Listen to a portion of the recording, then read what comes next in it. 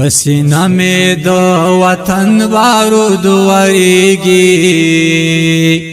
پکې غوښې د خشاک په شان بادیږي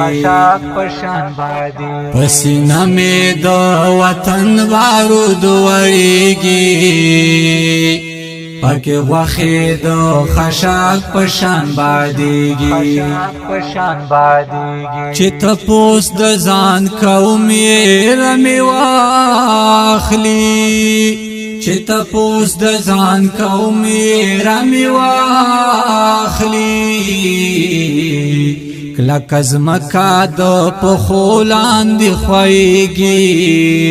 پکې غوښې د خشاک په شان بادیږي پسینه مې د وطن بارود وریږي پکې غوښې د